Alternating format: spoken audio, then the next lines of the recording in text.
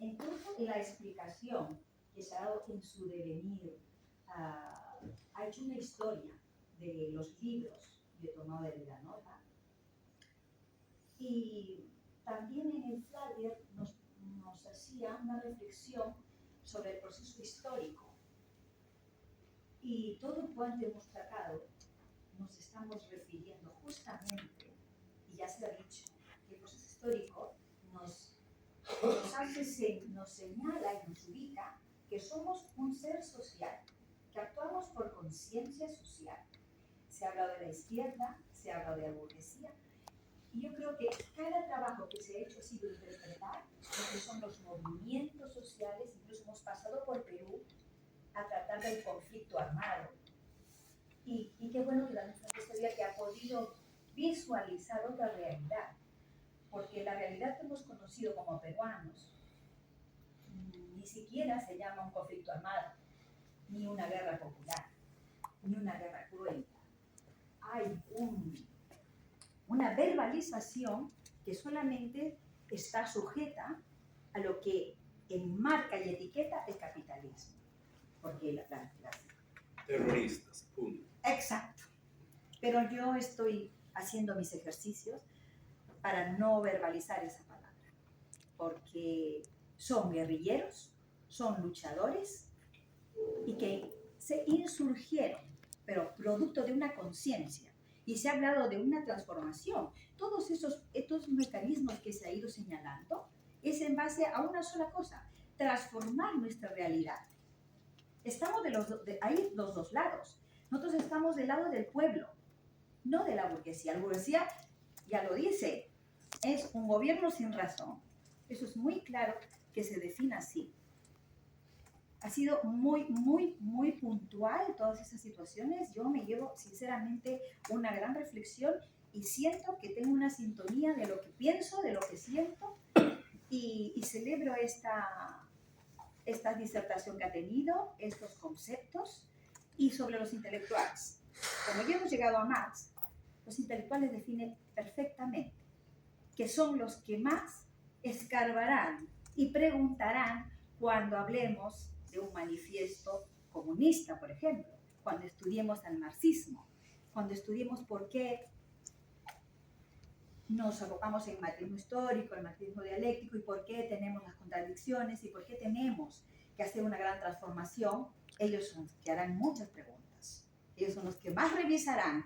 Y cuando digo revisarán, no quiero entrar a otros conceptos y a otras situaciones, porque esos son otros campos, ¿no? Entonces, básicamente, antes que pregunta, yo creo que yo estoy en la línea de lo que se ha visto, pero sí un poco de pregunta sería que puntualice un poco cuando se habla de revolución y de la guerra cruenta y de la guerra incruenta. ¿En qué situación estamos en Perú y en el mundo? Y gracias. Bueno, con respecto, yo en los últimos años estoy dedicado, con excepción de ese libro que escribí, ¿verdad? A ver, ordenemos las cosas.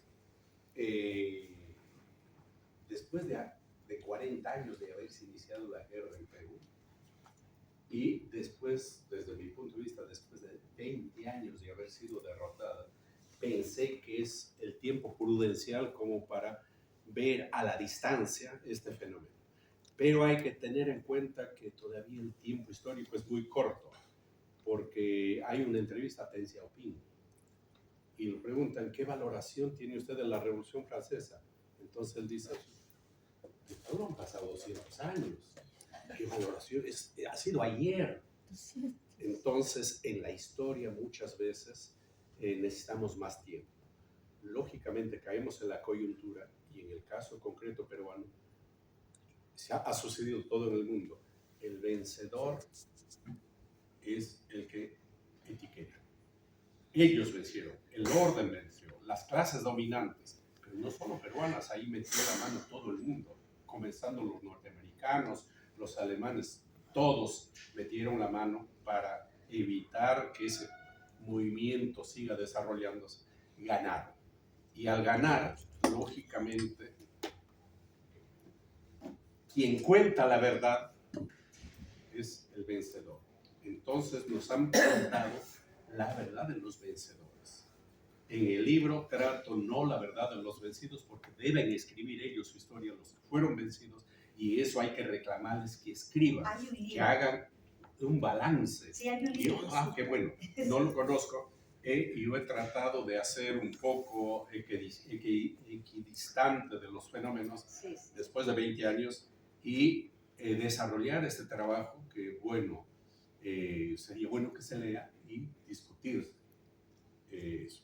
Ahora, en torno a la situación actual en Perú, nuevamente estoy un poco alejado, no estoy siguiendo detalladamente, y mal haría yo en opinar y ser hasta contundente en lo que opino sobre algo que no conozco.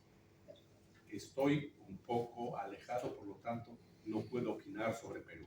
En términos generales, con respecto a lo que nosotros consideramos revolución, creo que estamos pasando, los que nos consideramos de izquierda, progresistas, avanzados o comunistas, socialistas, una etapa bastante difícil, porque el descontento que se ve en Europa, hablemos mejor de Europa, no de todo el mundo, porque estamos acá, yo acabo de venir de Alemania, Bélgica, Francia, hoy estoy acá y termino en Italia, y más o menos hay una evaluación, una visualización de lo que viene pasando, quienes están tomando la delantera, quienes están sacando la cabeza y ganándose a los pueblos, son los sectores más reaccionarios, incluso fascistas. Les cuento el país donde yo conozco mucho más, Alemania. Hay un descontento por la guerra entre Ucrania y Rusia. La gran mayoría de la población dice, esa no es nuestra guerra. ¿Qué tenemos que hacer nosotros aquí? ¿Por qué?